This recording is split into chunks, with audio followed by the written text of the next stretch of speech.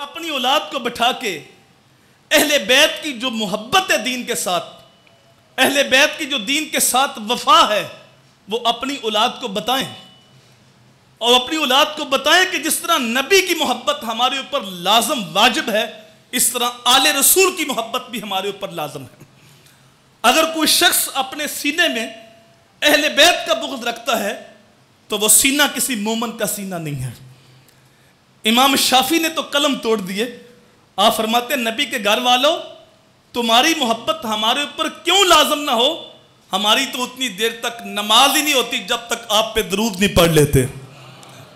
تو اپنی اولاد کو بٹھائیں اور یہ حدیثیں سنائیں کہ میرے حضور نے فرمایا اللہ سے محبت کرو وہ تمہیں رزق دیتا ہے، اور فرمایا مجھ سے محبت کرو چونکہ میں تو تمہارے رب کا بھی محبوب ہوں۔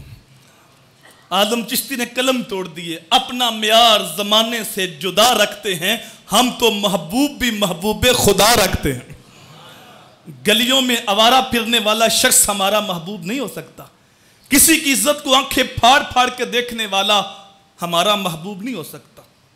اپنا معیار زمانے سے جدا رکھتے ہیں، ہم تو محبوب بھی محبوب خدا رکھتے ہیں۔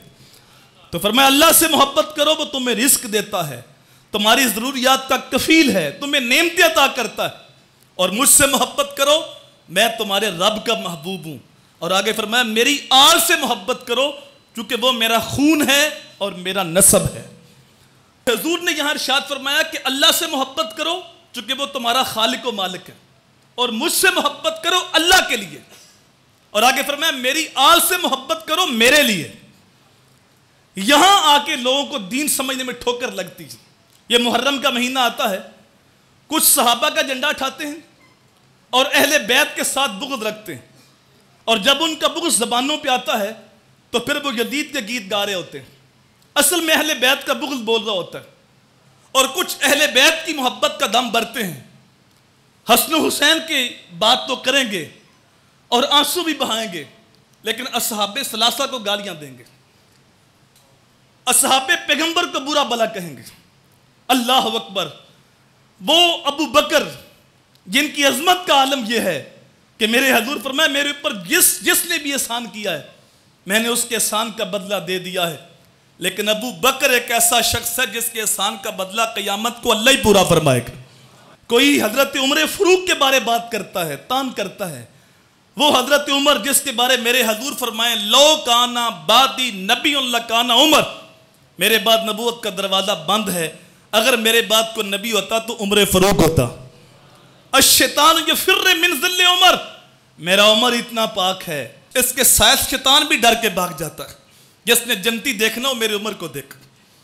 کوئی حضرت عثمان غنی کے بارے بات کر رہا ہوتا ہے، وہ عثمان غنی جس کے نکاح میں حضور کی 2 صاحبزادیاں آئیں، مولا علی کی بڑی عظمت ہے، بڑی شان ہے، ان کے عقد زوجیت میں حضور کی لاڈلی صاحبزادی سیدہ طیبہ طاہرہ حضرت فاطمہ سلام اللہ علیہا، لیکن یاد رکھیے ان کے نکاح میں حضور کی 1 صاحبزادی اور عثمان غنی کے نکاح میں حضور کی 2 صاحبزادی۔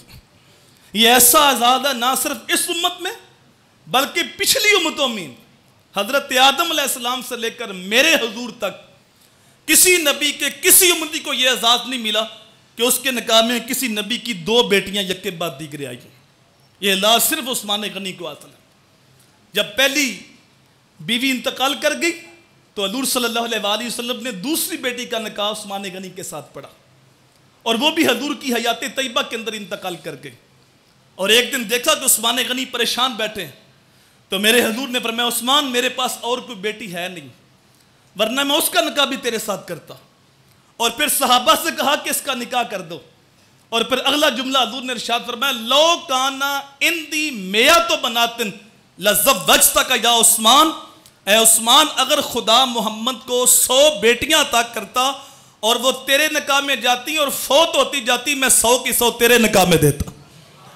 یہ عظمت ہے حضرت عثمان غنی کی، جن کی عظمت کا عالم یہ ہے کہ میرے حضور فرمائے عثمان وہ جوان ہے جس سے اللہ کے فرشتے بھی حیا کرتے ہیں۔ یار عثمان غنی سے تو اللہ کے فرشتے بھی حیا کرتے ہیں، اور جو عثمان غنی کا بھی حیا نہ کرے اس سے بڑا بے حیا زمانے کے اندر ہو ہی کوئی نہیں سکتا۔ تو کوئی عثمان غنی کے بارے بات کر رہا تھا, کوئی دیگر صحابہ کو برا بلا کہہ رہے ہیں. آپ کتنے خوش نصیب ہو, آپ صحابہ کے بھی نوکر ہو, اہل بیت کے بھی نوکر ہو. اہل بیت نبی کے گھر والے ہیں, صحابہ نبی کے در والے. ہم گھر والوں کو بھی مانتے ہیں, کس لیے؟ حضور کی نسبت سے. در والوں کو مانتے ہیں کس لیے؟ حضور کی نسبت سے. ہم نے نہ کبھی قطرہ دیکھا, نہ دریا پہ غور کیا, جس جگہ تیری جھلک نظر آئی وہیں ڈوب گئے.